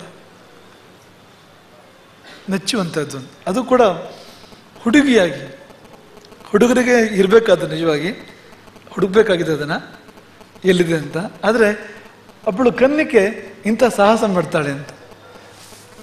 3 ಅವಕಾಶಗಳಂತೆ, ಮೇಲಿಂದ ಕೆಳಗೆ ಹಾರಬೇಕು, ನಿರ್ದಿಷ್ಟ ಕೇಂದ್ರವನ್ನೇ ಸೇರಬೇಕಿಲ್ಲ, ಸುಮ್ಮನೆ ಭೂಮಿಯಲ್ಲಿ ಎಲ್ಲಾರು ಇಳಿದ್ಬಿಟ್ಟು ಸಾಲದು ಅಂತ ಅವರು ಮಾರ್ಕ್ ಮಾಡಿರ್ತಾರೆ, ಅಲ್ಲೇ ಹೋಗಿ ಇಳಿಬೇಕು 1700 ಅಡಿಯಿಂದ. ನೋಡಿ ಎಂಥ ಸಾಹಸ ಅದು ಅಂತ. ಎಷ್ಟು ಏಕಾಗ್ರತೆ ಬೇಕು, ಸಮಚಿತ್ತತೆ ಬೇಕು, ಅಲ್ಲೇ ಹೋಗಿ ಇಳಿಬೇಕು ಅಂದರೆ ಸದ್ಯ ಬದುಕಿದ್ರೆ ಸಾಕು ಅಂತ ಇದ್ರೆ ಮಾಡೋಕ್ಕಾಗೋದಿಲ್ಲ ಆ ಕೆಲಸನ. ಮತ್ತು ಮನೆಗೆ ಹೋದ್ರೆ ಸಾಕು ಅಂತ ಅಂಥ ಭಾವ ಇದ್ರೆ ಮಾಡೋಕ್ಕಾಗೋದಿಲ್ಲ ಅದನ್ನ ಅಂತ. ಆ ಹೊತ್ತಲ್ಲೂ ಕೂಡ ಎಂಥ ಸಮಚಿತ್ತತೆ, ಎಂಥ ಸ್ಥೈರ್ಯ ಇದ್ರೆ ಮಾತ್ರವೇ ಸಾಧ್ಯ ಅದು ಅಂತ. ಈಕೆ 3ರಲ್ಲಿ 1 ಸತಿ ಯಾರು ಮಾಡುವಂಥವ್ರು ಹೇಳಿದ್ರೆ 3 ಸತಿ ಮಾಡಿ ತೋರಿಸಿದಾಳೆ ಅದನ್ನು, ಆ ಕಾರ್ಯವನ್ನು. ಆ ಸಾಹಸವನ್ನು ನಾವು ಎಷ್ಟು ಅಭಿನಂದಿಸಿದ್ರು ಕೂಡ ಕಡಿಮೆ. ಇಂಥ ಒಂದು ಕೆಚ್ಚು ಬರಬೇಕು ಅಂತ ನಮ್ಮ ಹುಡುಗರಿಗೆ, ನಮ್ಮ ಯುವ ಪೀಳಿಗೆಯಲ್ಲಿ ಇಂಥ ಒಂದು ಸಾಹಸ ಬರಬೇಕು ಅಂತ, ಇಂಥ ಒಂದು ಸ್ಥೈರ್ಯ ಬರಬೇಕು ಅಂತ. ಹಿಂದು ಮುಂದೆ ಇಲ್ಲದೆ, ಅಂದರೆ ಇದನ್ನು ಮಾಡಬೇಕು ಅಂತ ನಿಶ್ಚಯ ಮಾಡಿದ ಮೇಲೆ, ಅದಕ್ಕಿಂತ ಮೊದಲು ಎಷ್ಟು ಬೇಕಾದ್ರೂ ವಿಚಾರ ಮಾಡ್ಬೋದು, ತೀರ್ಮಾನ ಮಾಡಿದ ಮೇಲೆ ನಿಶ್ಚಿಂತೆಯಿಂದ, ನಿರ್ಯೋಚನೆಯಿಂದ ಆ ಕೆಲಸ ಮಾಡಬೇಕಲ್ಲ, ಆ ಸಾಹಸ ಮಾಡಬೇಕಲ್ಲ. ಹನುಮಂತನ ನೆನಪಾಗ್ತದೆ ನಮಗೆ. ಸಮುದ್ರ ಹಾರುವಾಗ ವಾಲ್ಮೀಕಿಗಳು ಒಂದು ಮಾತನ್ನು ಹೇಳ್ತಾರೆ, ಅಂದರೆ ಅವನು ಮೊದಲು ತಯಾರಿಯಲ್ಲಿ ತುಂಬ ಇದೆ ಹನುಮಂತನದ್ದು. ಸಮುದ್ರ ಹಾರೋಕ್ಕಿಂತ ಮುಂಚೆ ಕೈ ಹೇಗೆ ಮಾಡ್ಕೊಂಡ, ಮೈ ಹೇಗೆ ಮಾಡ್ಕೊಂಡ, ತಲೆ ಹೇಗೆ ಮಾಡ್ಕೊಂಡ, ಕುತ್ತಿಗೆ, ಅದೆಲ್ಲ ತಯಾರಿಗಳು ಸಾಕಷ್ಟಿದೆ. ಎಲ್ಲ ಮುಗಿದ ಮೇಲೆ ಒಂದು ಸಣ್ಣ ಒಂದು ಸಂದೇಶ ಕೂಡ ಇದೆ, ಕಪಿಗಳಿಗೊಂದು ಸಂದೇಶ ಕೊಡ್ತಾನೆ ಅವನು. ರಾಮ ಬಿಟ್ಟ ಬಾಣದ ಹಾಗೆ ಲಂಕೆಗೆ ಹೋಗಿ ಬರ್ತೇನೆ, ಸೀತೆಯನ್ನು ಕಂಡು ಬರ್ತೇನೆ, ಹೆದರಬೇಡಿ ಅಂತ ಕಪಿಗಳಿಗೊಂದು ಅಭಿವನ್ನು ಕೊಡ್ತಾನೆ. ಇದೆಲ್ಲ ಆದಮೇಲೆ ಹಾರಬೇಕು. ಹಾರಿದಂತೆ ಹಾರಬೇಕಾದ್ರೆ ಒಂದು ಪದ ಬಳಸ್ತಾರೆ ವಾಲ್ಮೀಕಿಗಳು ಅಲ್ಲಿ, ವೇಗವಾನ್ ಅವಿಚಾರ ಎನ್ನ. ವೇಗವಾನ್, ಯಾವಾಗ ಅವನು ವೇಗವನ್ನು ಪಡ್ಕೊಂಡ ಅಂದರೆ ಹಾರಿದ, ಆ ಕ್ಷಣದಲ್ಲಿ ಅವನ ಮನಸ್ಸು ಹೇಗಿತ್ತು ಅಂದರೆ ಅದು ಬಿಳಿ ಹಾಳೆ ಆಗಿತ್ತಂತೆ, ಅದೊಂದು ಬ್ಲಾಂಕ್, ಅದು ಶೂನ್ಯ, ಅದು ಅಲ್ಲಿ ಏನು ಯಾವ ವಿಚಾರವೂ ಇಲ್ಲ ಅಂತ. ಯಾವ ವಿಚಾರ ಇಲ್ಲ ಅಂದರೆ ಅಲ್ಲಿ ಅಷ್ಟು ದೂರ ಹೋಗ್ಲಿಕ್ಕೆ ಆಗ್ತದೋ ಇಲ್ಲೋ, 100 ಯೋಜನ, ಮಧ್ಯದಲ್ಲಿ ಏನಾದ್ರು ತೊಂದರೆ ಆದರೆ, ಆಕಾಶದಲ್ಲಿ ಯಾವ್ದಾದ್ರು ಭೂತ ಬಂದರೆ, ಸಮುದ್ರದೊಳಗಿಂದ ಯಾವ್ದಾದ್ರು ಭೂತ ಬಂದರೆ, ಅಲ್ಲಿ ಇಳಿದ ಮೇಲೆ ರಾಕ್ಷಸರು ಎಷ್ಟು ಅಲ್ಲಿ, ಇಂಥ ಯಾವ್ದಾದ್ರು ಒಂದು ಸಂಶಯ ಕಾಡಿದ್ರು ಕೂಡ ಹನುಮಂತ ಸಮುದ್ರ ಹಾರ್ಲಿಕ್ಕೆ ಸಾಧ್ಯ ಇಲ್ಲ ಅಂತ. ಯಾವುದಿಲ್ಲ ಅವರಿಗೆ, ಅವಿಚಾರ ಏನು, ಯಾವ ವಿಚಾರವೂ ಇಲ್ಲ ಅಂತ. ಒಂದು ವಿಚಾರ ಮೊದಲೇ ಬಂದಿದೆ, ಸಮುದ್ರ ಹಾರಬೇಕು, ಸೀತೆ ದರ್ಶನ ಮಾಡಬೇಕು ಅಂತ ಬಂದು ಮುಗಿದಿದೆ ಅಷ್ಟೇ. ಅದು ಈಗ ಅದನ್ನು ಕೃತಿಗೊಳಿಸ್ತಾ ಇದ್ದಾನೆ. ಯಾವ ವಿಚಾರ, ಅಂಥ ಭಾವ ಇದ್ದರೆ ಮಾತ್ರವೇ ಇಂಥ ಸಾಹಸಗಳನ್ನು ಮಾಡೋದಕ್ಕೆ ಸಾಧ್ಯ. ಹಾಗಾಗಿ ಆಕೆಯನ್ನು ಅಭಿನಂದಿಸ್ತೇವೆ. ಈ ಹುಡುಗಿಯರಿಗೆ ಮಾತ್ರ ಅಲ್ಲ, ಹುಡುಗರಿಗೂ ಕೂಡ ಒಂದು ಸ್ಫೂರ್ತಿ ಅಂತ, ಆದರ್ಶ ಅಂತ. ಇಂಥ ಧೈರ್ಯ ಬೇಕು, ಇಂಥ ಒಂದು ಸ್ಫೂರ್ತಿ ಬೇಕು. ಹಾಗಾಗಿ ಬಹಳ ಬಹಳ ಹೆಮ್ಮೆ ಮತ್ತು ತುಂಬ ತುಂಬ ಅಭಿನಂದನೆಗಳು. ಅವಳಿಗೆ ಪೈಲಟ್ ಆಗಬೇಕು ಅನ್ನೋ ಮಹದಾಸೆ ಇದೆಯಂತೆ ಅಲ್ಲಿ. ಆಕೆ ಅದನ್ನು ತನ್ನ ಮಾತಲ್ಲೂ ಕೂಡ ಹೇಳಿದ್ದು. ಅದಕ್ಕೆ ಅವರು ಎಲ್ಲ ರೀತಿಯಲ್ಲಿ ಅರ್ಹಳೋಳು, ಯಾಕೆಂದ್ರೆ ಅಷ್ಟು ಧೈರ್ಯ ಇದೆ ಅವಳಿಗೆ, ಅಷ್ಟು ಧೈರ್ಯ ಇದೆ ಅಂತ. ತಾನು ಅಂದರೆ ಅಷ್ಟು ಜನ ಕರ್ಕೊಂಡು ಹೋಗ್ತಕ್ಕಂಥ ಒಂದು ಇದು ಬೇಕಲ್ಲ, ಒಂದು ವಿಶ್ವಾಸ ಬೇಕಲ್ಲ, ಒಂದು ಅವನಿಗೆ ಹೃದಯ ಅಲುಗಾಡ್ತಾ ಇದ್ರೆ ಉಳಿದವರು ಕರ್ಕೊಂಡು ಹೋಗೋದು ಹೇಗೆ ಅಂತ. ಅದಕ್ಕಿಂತ ಹೆಚ್ಚು ಸಾಧನೆ ಮಾಡುವಂಥ ಯೋಗ್ಯತೆ ನನಗಿದೆ. ಒಂದು ಕೇವಲ ಪೈಲಟ್ ಆಗುವಂಥದ್ದಲ್ಲ, ಅದಕ್ಕಿಂತ ಹೆಚ್ಚು ಸಾಧನೆ ಮಾಡ್ತಕ್ಕಂಥ, ಅದಕ್ಕೆ ಬೇಕಾದ ಚಿತ್ತಸ್ಥೈರ್ಯ ನಿನಗಿದೆ. ನಿನಗೆ ಜೀವನದಲ್ಲಿ ತುಂಬ ಒಳ್ಳೆಯದಾಗಲಿ. ಮೋಡದಿಂದ ಕೆಳಗೆ ಕೆಳಗೆ ಕೆಳಗೆ ಭೂಮಿಯವರೆಗೆ ಇಳಿದು ಬಂದವಳು ನೀನು. ಆದರೆ ಬದುಕಿನಲ್ಲಿ ಮೋಡಕ್ಕಿಂತ ಎತ್ತರಕ್ಕೆ ಏರುವ ಹಾಗೆ ಅಂಥ ಒಂದು ಏರಿಕೆ ಜೀವನದಲ್ಲಿ ಸಿಗಲಿ ಅಂತೇಳಿ ನಾವು ಆಶಿಸ್ತೇವೆ. ಇನ್ನೊಬ್ಬಾತ ಪುನೀತ MBBS ಮಾಡ್ತಾ ಇದ್ದಾನೆ. ರಾಜ್ಯದಲ್ಲಿ ರ್ಯಾಂಕ್ ಪಡ್ಕೊಂಡಿದ್ದಾನೆ ಅವನು MBBSಗೆ ಹೋಗೋದಕ್ಕಿಂತ ಮುಂಚೆ. ಆದರೆ ಅವನ ಭಾವ ಹೇಗೆ ಅಂದರೆ, ನಾನೇನು ಮಾಡಲಿಲ್ಲ ಅಂಥದ್ದನ್ನು, ಆದರೆ ನನಗೆ ಪ್ರೋತ್ಸಾಹ ಮಾಡ್ತಾ ಇದ್ದಾರೆ ಅನ್ನೋ ಭಾವ ಆತನಿಗೆ. ಒಳ್ಳೆ ವೈದ್ಯನಾಗ್ತಾನೆ. ಅವನು ಗುಣ ಸ್ವಭಾವ ಅವನು ಇಲ್ಲಿ ಲಕ್ಷಣಗಳನ್ನು ನೋಡಿದರೆ ಅಷ್ಟು ಶಾಂತ ವೈದ್ಯರಿಗೆ ಬೇಕಾಗ್ತದೆ ಅದು ಅಂತ ಶಾಂತ ಸಮಚಿತ್ತ ಸ್ಥಿತಿ ಬೇಕಾಗ್ತದೆ ಅವರಿಗೆ. ಹಾಗಾಗಿ ಈ ಒಬ್ಬ ವೈದ್ಯ ರತ್ನ ಅವನಾಗುವ ಹಾಗೆ ವೈದ್ಯರಿಗೆ ಬೇಕಾಗಿರ್ತಕ್ಕಂಥ ಕರುಣೆ ಮತ್ತು ವೈದ್ಯರಿಗೆ ಬೇಕಾಗಿರ್ತಕ್ಕಂಥ ಪರಿಣತಿ ಇದೆರಡು ಆತನಲ್ಲಿದ್ದು ಸಮಾಜದಲ್ಲಿ ತುಂಬ ಜನರನ್ನು ಆತ ಬದುಕಿಸುವ ಹಾಗೆ, ಅದೆಷ್ಟೋ ಜನರಿಗೆ ಆತ ಪ್ರಾಣ ಕೊಡುವ ಹಾಗೆ, ಆರೋಗ್ಯ ಕೊಡುವ ಹಾಗೆ ಭಗವಂತ ಆತನಿಗೆ ಒಳ್ಳೇದು ಮಾಡಲಿ ಅಂತೇಳಿ ಆಶಿಸ್ತೇವೆ. ಇನ್ನು ಹೊನ್ನಾವರ ಮಂಡಲದ 4 ವಲಯಗಳು ಇಂದು ಸೇವೆಯನ್ನು ಸಲ್ಲಿಸಿದ್ದೇವೆ. ಹೊನ್ನಾವರ, ಭವತಾರಿಣಿ, ಭಟ್ಕಳ ಮತ್ತು ಮರವಂತೆ 4 ವಲಯಗಳು ಇವತ್ತಿನ ಸೇವೆಯನ್ನು ಸಲ್ಲಿಸಿದ್ದೇವೆ. ಕರಾವಳಿಯ ಹತ್ತಿರ ಇರ್ತಕ್ಕಂಥ ಒಂದೇ ರೇಖೆಯಲ್ಲಿ ಇರ್ತಕ್ಕಂಥ 4 ವಲಯಗಳು ಹೊನ್ನಾವರ, ಭಟ್ಕಳ, ಅಲ್ಲೇ ಭವತಾರಿಣಿ, ಇನ್ನು ಸ್ವಲ್ಪ ಮುಂದಕ್ಕೆ ಹೋದರೆ ಮರವಂತೆ ಬಂತಲ್ಲಿ. ಅದಷ್ಟು ಪ್ರದೇಶದ ಶೇಷವರ್ಗ ಇವತ್ತಿಲ್ಲಿಗೆ ಬಂದಿದೆ. ನಿಮ್ಮೆಲ್ಲರನ್ನ ಮನಸಾರೆ ಹರಿಸ್ತೇವೆ. ಅಲ್ಲಿ ಆ 1-2 ವಲಯಗಳು ನೋಡಿದ್ರಂತೂ ನಮಗೆ ಆಶ್ಚರ್ಯ ಅಂತ ಅನಿಸ್ತದೆ. ಈ ಭವತಾರಿಣಿ ಈಗಲ್ಲ, ಸುಮಾರು ಸಮಯದಿಂದಲೇ ಹೇಗೆ ಅವರದ್ದು ಈ ಮನೆ ಹಣದಲ್ಲಿ ದೀಪಗಾಣಿಕೆಯಲ್ಲಿ 100ಕ್ಕೆ 100 ಯಾವಾಗಲೂ ಮಾಡ್ತಾರೆ ಅವರು, ಈಗಲೂ ಮಾಡಿದ್ದಾರೆ ಅದನ್ನು. ಬಿಂದು ಸಿಂಧುನಲ್ಲಿ ಕೂಡ 100ಕ್ಕೆ 100 ಅವರು. ಬಹುಶಃ ಅಂದರೆ ಹೆಚ್ಚು ಇನ್ನು ಬೇರೆ ಯಾವಾಗಲೂ ಈ ರೀತಿ ಇದ್ದಾಗ ನೆನಪಾಗೋದಿಲ್ಲ ನಮಗೆ. ಇದ್ರೂ 1-2 ಇರ್ಬೋದೇನೋ ಅಷ್ಟೇ ಅಂತ. ಅಂದರೆ ತುಂಬ ದೊಡ್ಡ ಸಾಧನೆ ಆ ವಲಯ ಮಾಡ್ತಾ ಇದೆ. ಜೊತೆಯಲ್ಲಿ ಮುಷ್ಟಿಭಿಕ್ಷೆ 224ಕ್ಕೆ 200 ಮನೆ ಅಂತೆ ಮುಷ್ಟಿಭಿಕ್ಷೆಯಲ್ಲಿ. ಅಂದರೆ ಇಡೀ ಸಮಾಜ, ಅಲ್ಲಿ ಇಡೀ ಪರಿಸರ, ಪ್ರತಿ ಮನೆ ವ್ಯಕ್ತಿ ಸಂಪೂರ್ಣವಾಗಿ ವ್ಯವಸ್ಥೆಗೆ ಒಳಪಟ್ಟಿದ್ದಾರೆ, ಶಾಸನಕ್ಕೆ ಒಳಪಟ್ಟಿದ್ದಾರೆ. ನಿಮಗೆ ಸ್ಪಷ್ಟವಾಗಿ ಹೇಳ್ತೇವೆ, ಯಾವ ಸರ್ಕಾರದಲ್ಲಿ ಕೂಡ ಇಂಥ ಒಂದು ವ್ಯವಸ್ಥೆ ಇಲ್ಲ ಅಂತ. ಯಾವ ಸರ್ಕಾರದಲ್ಲೂ ಕೂಡ. ಈಗ 100ಕ್ಕೆ 100 ಟ್ಯಾಕ್ಸ್ ಸಂಗ್ರಹ ಮಾಡ್ತಕ್ಕಂಥ ಸರ್ಕಾರ ಯಾವುದಿದೆ ಹೇಳಿ? ಈ ಸರ್ಕಾರದ ಯಾವ ವ್ಯವಸ್ಥೆಗೆ 100ಕ್ಕೆ 100 ಜನ ಒಳಪಡ್ತಾರೆ ಹೇಳಿ? ಯಾವ ಕಾರಣಕ್ಕೆ ಒಳಪಡ್ತಾರೆ ಹೇಳಿ? ಇಲ್ಲ. ಇದು ನಿಜವಾಗಿ ಕನಸಿನ ವ್ಯವಸ್ಥೆ ಇದು ಅಂತ, ಕನಸು ಮಾತ್ರ ಕಾಣ್ಬೋದು ಅಂತ. ಅಂತಹ ಒಂದು ಆದರ್ಶವನ್ನು ಈ ಒಂದು ವಲಯ ಮೆರೆದಿದೆ. ಹಾಗೆ ಉಳಿದ ವಲಯಗಳು ಕೂಡ ಒಳ್ಳೆ ಕೆಲಸ ಮಾಡ್ತಾ ಇದ್ದೇವೆ, ತುಂಬ ಒಳ್ಳೆ ಸೇವೆಯನ್ನು ಮಾಡ್ತಾ ಇದ್ದೇವೆ. ಅವ್ರದ್ದು ಬಹಳ ಚೆನ್ನಾಗಿತ್ತು. ಅವತಾರಣಿಯವರಿದ್ದು ಕರೆದಾಗ ಬರುವ ಕಾರ್ಯಕರ್ತರು ಎಲ್ಲರೂ ಅಂತ, ಅದರಲ್ಲೂ 100ಕ್ಕೆ 100 ಅಂತ. ಅದು ಸುಮ್ಮನೆ ಹೇಳಿದ್ರೆ ನಂಬಕ್ಕೆ ಸಾಧ್ಯ ಇಲ್ಲ. ಎಂತ ಮಾತಾಡ್ತಿ ಅಂತ ಹೇಳಬೇಕು. ಆದರೆ ಉಳಿದ ವರದಿಯನ್ನು ನೋಡಿದರೆ, ವಲಯದ ಉಳಿದ ವರದಿಯನ್ನು ನೋಡಿದರೆ ಒಪ್ಕೊಳ್ಳೇಬೇಕಾಗ್ತದೆ, ಇರ್ಬೋದು ಅಂತ ಒಪ್ಕೊಳ್ಬೇಕಾಗ್ತದೆ ಅಂತ. ಹಾಗೆ ಅಪರೂಪದ ಸಾಧನೆಯನ್ನು ಆ ವಲಯ ಮಾಡ್ತಾ ಇದೆ. ಈಗಲ್ಲ, ಮೊದಲಿಂದಲೂ ಕೂಡ ಅವರು ಮಠಕ್ಕೆ ಬಂದರು ಅಂದರೆ ಅವರು ಈ ಬೈಕ್ಗಳದ್ದು ಬರೋ ಕ್ರಮ ಇಲ್ಲ, ಸಾಧಾರಣವಾಗಿ ಕಾರುಗಳದ್ದು ಬರೋ ಕ್ರಮ ಇಲ್ಲ, ಟೆಂಪೋಗಳದ್ದು ಬರೋದವರು ಅಂತ ಬಂದರೆ ಯಾವಾಗಲೂ ಅಂತ. ಈಗಲ್ಲ, ಕೆಲವು ವರ್ಷಗಳ ಹಿಂದೆ ಕೂಡ ಹಾಗೆ. ಒಂದ್ಸಾರಿ ಬಂದರು ಅಂದರೆ ಒಂದು ಇಡೀ ಸಮೂಹವೇ ಬಂತು ಅಂತಲೇ 2, 3, 5 ಜನ ಬರೋ ಪದ್ಧತಿ ಇಲ್ಲ. ಆ ರೀತಿಯ ಒಂದು ವಾತಾವರಣ ಅದು. ಅಲ್ಲಿ ಇರತಕ್ಕಂಥ ನಮ್ಮ ದುರ್ಗಾ ಪರಮೇಶ್ವರಿ ದೇವಸ್ಥಾನ, ಸಶಿವಶಾಂತಕ ಪರಮೇಶ್ವರ ಸನ್ನಿಧಿಯಲ್ಲಿ ದುರ್ಗಾ ಪರಮೇಶ್ವರಿ ದೇವಸ್ಥಾನ ಕಿತ್ರೆ, ಆ ದೇವಸ್ಥಾನದ ವರದಿ ವಾಚನ ಕೂಡ ಈಗ ಇಲ್ಲಿ ಆಗಿದೆ. ಅದು ಸುಮ್ಮನೆ ವರದಿ ವಾಚನ ಅಲ್ಲ, ನೀವು ಇಲ್ಲಿ ಹೋಗಿ ನೋಡಿದರೆ ಗೊತ್ತಾಗ್ತದೆ, ಅಥವಾ ಒಂದು 4-5 ವರ್ಷ ನೋಡ್ತಾ ಇದ್ರೆ ಗೊತ್ತಾಗ್ತದೆ ನಿಮಗೆ ಅಲ್ಲಿ ಏನು ನಡೀತಾ ಇದೆ ಅಂತ. ಎಷ್ಟೋ ಅಭಿವೃದ್ಧಿ ಕಾರ್ಯಗಳು ನಡೆದೋಗಿದ್ದಾವೆ ಅಲ್ಲಿಗೆ. ಒಂದು ಹಳ್ಳಿಯ ಎಲ್ಲೋ ಒಂದು ಹಳ್ಳಿ ಮಧ್ಯದಲ್ಲಿ ಇರ್ತಕ್ಕಂಥ ಒಂದು ದೇವಸ್ಥಾನ ಅದು. ಆದರೆ ನೀವು ಅಲ್ಲಿ ಹೋಗಿ ನೋಡಿದರೆ ಸ್ವರ್ಗದ ಕಾಣ್ತದೆ ಅದು ಅಂತ. ಅಷ್ಟು ಕೆಲಸಗಳು ನಡೆದಿದ್ದಾವೆ ಅಲ್ಲಿ ಅಂತ, ಆ ದೇವಸ್ಥಾನದ ಪರಿಸರದಲ್ಲಿ. ಕೋಟ್ಯಾಂತರ ರೂಪಾಯಿ ಹಣವನ್ನು ಕೂಡ ಸಂಗ್ರಹ ಮಾಡಿದ್ದಾರೆ. ಬೇರೆಯವರು ಯಾರ್ಯಾರಂದು ತಗೊಂಡಿಲ್ಲ ಅವರು, ಕೇವಲ ಆ ದೇವಸ್ಥಾನ ಯಾರಿಗೆ ಕೊಡದೇವರು ಅವರಿಂದ ಮಾತ್ರ ಸಂಗ್ರಹ ಮಾಡ್ತಾರೆ ಅವರು. ಮಾಡುವಾಗ ನೀವು ಒಂದು ನಿಬ್ಬೆರಗಾಗಬೇಕು, ಮೂಗಿನ ಮೇಲೆ ಬೆರಳಿಡಬೇಕು, ಅಷ್ಟು ಪ್ರಗತಿಯನ್ನು ಆ ದೇವಸ್ಥಾನದ ವಿಷಯದಲ್ಲಿ ಅವರು ಮಾಡಿದ್ದಾರೆ. ಹಾಗಾಗಿ ಕುಲದೇವರು ಮತ್ತು ಕುಲಗುರುಗಳು ಈ 2 ವಿಷಯಕ್ಕೆ ಅವರ ನಡವಳಿಕೆ ಆದರ್ಶ ಅದು ಅಂತ, ಖಂಡಿತ ಆದರ್ಶ ಅನ್ನೋದನ್ನು ನಾವಿಲ್ಲಿ ಹೇಳ್ಬೋದು. ಈ ವಲಯಕ್ಕೂ ಇನ್ನು 3 ವಲಯಗಳು, ಹೊನ್ನಾವರ, ಭಟ್ಕಳ ಮತ್ತು ಮರವಂತೆ, ಈ 3 ವಲಯಗಳಿಗೂ, ಇನ್ನುಳಿದ ಈ 3 ವಲಯಗಳಿಗೂ ಮನಸಾರೆ ಶುಭಾಶೀರ್ವಾದಗಳನ್ನು ಮಾಡ್ತಾ ಹೊನ್ನಾವರ ಮಂಡಲ ಇವತ್ತು ಪರಿವಸಾನಗೊಳ್ತಾ ಇದೆ. ಹೊನ್ನಾವರ ಮಂಡಲದ ಸೇವೆ ಜಿ ಭಟ್ರು ಆಗಲೇ ಪ್ರಾರ್ಥನೆ ಕೂಡ ಮಾಡಿದ್ದಾರೆ. ಬರಬೇಕು, 1 ತಿಂಗಳು ಬರಬೇಕು, ಎಲ್ಲ ವಲಯಕ್ಕೂ ಬರಬೇಕು. ಈ 3 ಅಂಶ ಸೇರಿರ್ತಕ್ಕಂಥ ಒಂದು ಬೇಡಿಕೆಯನ್ನು ಜಿ ಭಟ್ ಆಗಲೇ ಮುಂದಿಟ್ಟಾಗಿದೆ. ಹೊನ್ನಾವರ ಮಂಡಲ ಕೂಡ ತುಂಬ ಶ್ರೇಷ್ಠವಾಗಿರ್ತಕ್ಕಂಥ ಮಂಡಲ ಅದು. ತುಂಬ ಶ್ರೇಷ್ಠವಾಗಿರ್ತಕ್ಕಂಥ ಕಾರ್ಯಕರ್ತರ ದೊಡ್ಡ ಪಡೆ ಅಲ್ಲಿದೆ, ಹೊನ್ನಾವರದ ಮಂಡಲದಲ್ಲಿದೆ. ಹಾಗಾಗಿ ಅಲ್ಲಿ ಪ್ರಗತಿ ವರದಿಯನ್ನು ನೋಡಿದ್ರು ಕೂಡ ಕಾಣ್ತದೆ, ತುಂಬ ಸಕಾರಾತ್ಮಕವಾಗಿದೆ ಅದು. ಆ ಮಂಡಲವನ್ನು ಮತ್ತು ಅಲ್ಲಿ ಬರತಕ್ಕಂಥ ಎಲ್ಲ ವಲಯಗಳನ್ನು ಮನಸಾರೆ ಹರಿಸ್ತಾ, ಕೊನೆಯದು ಚಾತುರ್ಮಾಸ್ಯದ ಪ್ರವಚನ ಇವತ್ತು ಒಂದು ಧ್ವನಿಮುದ್ರಿಕೆ ರೂಪದಲ್ಲಿ ಹೊರಗಡೆ ಬಂದಿದೆ. ಅದೇನು ಭೂತಕಾಲ ಅಲ್ಲ, ವರ್ತಮಾನ ಕಾಲವೇ ಅದು. ಇದೇ ಚಾತುರ್ಮಾಸ್ಯದಲ್ಲೇ ಇವತ್ತು ನಾವು ಮಾತಾಡ್ತಾ ಇದ್ದಾಗ ಈ ಮೊದಲು ಆಡಿದ ಮಾತುಗಳನ್ನು ಅದು ಧ್ವನಿಮುದ್ರಿಕೆ ರೂಪದಲ್ಲಿ ಹೊರಗೆ ತಂದುಬಿಟ್ಟಿದ್ದಾರೆ.